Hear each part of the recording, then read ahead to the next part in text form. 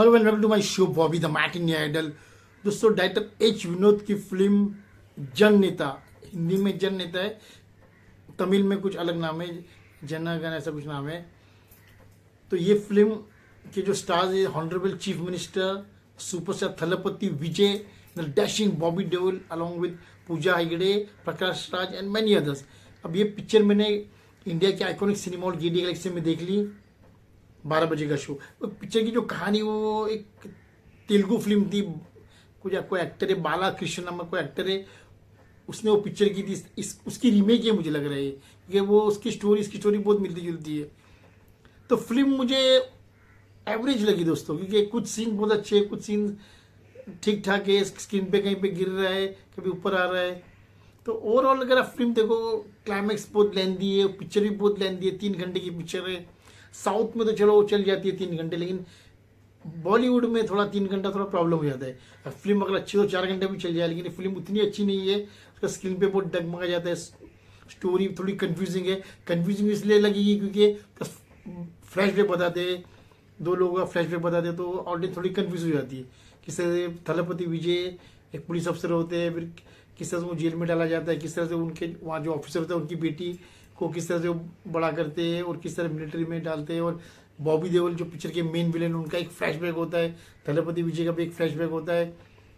तो वो किस तरह देश को बर्बाद करना चाहते हैं और किस तरह से उनका मुठभेड़ थलपति विजय से होता है, और बॉबी देओल, थलपति विजय, प्रकाश राज, इनका क्या कनेक्शन होता है, और फाइनली क्लाइमैक्स में क्या होता है, ये पिक्चर की कहानी। तो you can not explain the story actually, देखा जाए एक्सप्लेन नहीं कर सकते, बहुत मुश्किल है एक्सप्लेन करना। और कुछ बातें बता देंगे तो फिर आपको लगेगा थोड़ा स्पॉइलर हो जाएगा, या कुछ सीन्स ऐसे है जो बताएंगे तो फिर पूरी कहानी बताएंगे तो स्पॉइलर हो जाएगा। तो कहानी तो वहीं से मेरे ख्याल से वो इस रीमेक ही बनाई मुझे, क्या मेरे ख्याल से, क्योंकि मुझे वो कहानी उस पिक्चर से मिलती जुलती लगी। लेकिन मुझे एवरेज इसलिए लगी क्योंकि पिक्चर के जो हीरो है, यानी कि सुपरस्टार थलपति विजय, उनका टाइटल में उनका नाम भी अच्छा दिया, honourable chief minister superstar Thalapathy Vijay, मतलब इट्स अ प्राउड थिंग यार। It is actually last film of Thalapathy Vijay, उनकी एक्चुअली फेयरवेल ही बोला जा सकता है। और फैंस तो झूम उठेंगे, उनका जो एक्शन है, पावरफुल एक्शन है, उनका परफॉर्मेंस ब्रिलियंट। थलपति विजय का परफॉर्मेंस ब्रिलियंट है यार, एकदम दमदार परफॉर्मेंस है। उन्होंने एक्शन भी बहुत अच्छा किया है, उनका स्टाइल, उनका जो आइकॉनिक डांस है, वो सब सही है। लेकिन पिक्चर का जो स्क्रीन प्ले कुछ जगह पे बहुत वीक हो जाता है, सेम विद द डायरेक्शन। इस वजह उनका जो परफॉर्मेंस है, पावरफुल परफॉर्मेंस, वो थोड़ा फिर दब जाता है, क्योंकि कहानी स्क्रीन पे और डायरेक्शन उतना पावरफुल नहीं है जितना कि थलपति विजय का परफॉर्मेंस है। दमदार परफॉर्मेंस, एक्शन सुपर्ब किया है, स्पेशली इंटरवल पॉइंट पे जो एक एक्शन सीन है वो सुपर्ब है। So overall he is done a fantastic job. और ये कहानी एक्चुअली देखा जाए तो उनकी पर्सनल लाइफ के ऊपर ही डिपेंड है। Now is become a chief minister, जो पिक्चर में भी बताया कि कहीं भी कुछ अत्याचार हो या कुछ गलत हो रहा है, मैं आऊँगा।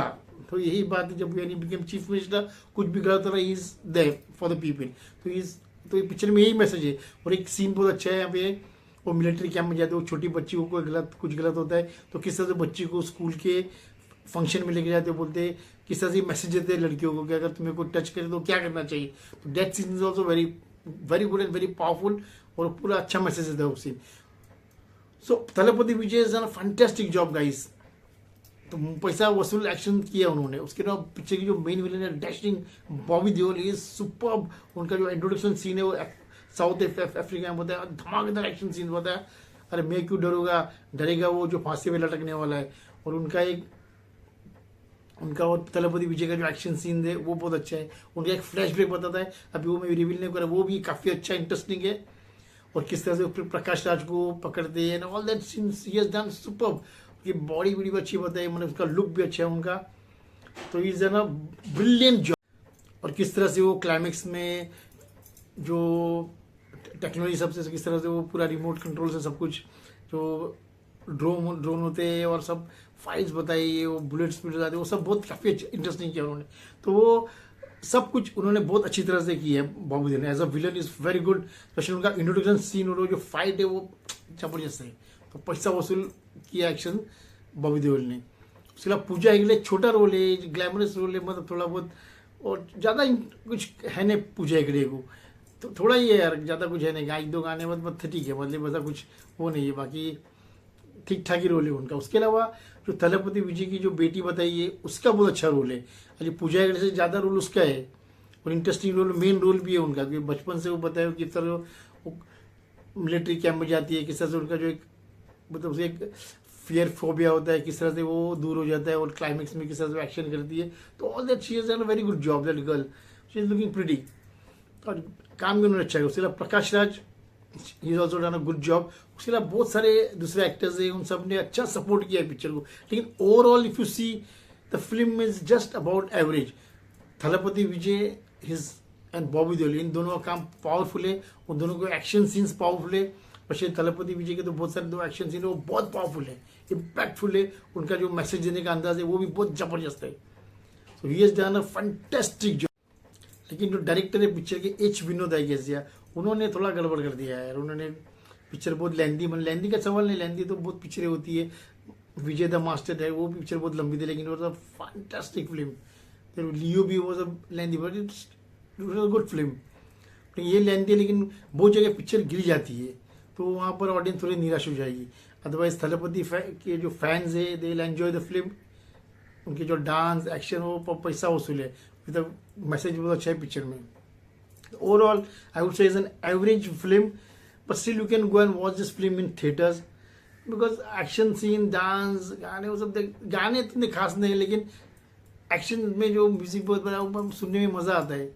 और जब उनकी जब एंट्री होती है थलपति विजय की या बॉबी देओल की, और जो बैकग्राउंड म्यूजिक चलता है वो भी सुनने में मज़ा आता है।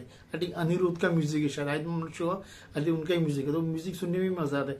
और एक गाना है जो थलपति विजय का वो बहुत पावरफुल है, मतलब इंटरवल पॉइंट के एकदम जबरदस्त गाना है, धमाल गाना है एकदम, सीटियाँ तालियां मुझे ऐसा गाना है। That song is very otherwise the song is okay okay.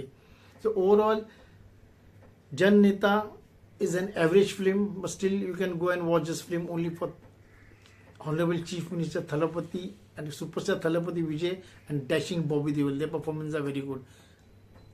Let's see what happens, how the audience react. But you guys keep watching my channel, Bobby the Matinee is doing. Goodbye and God bless you all.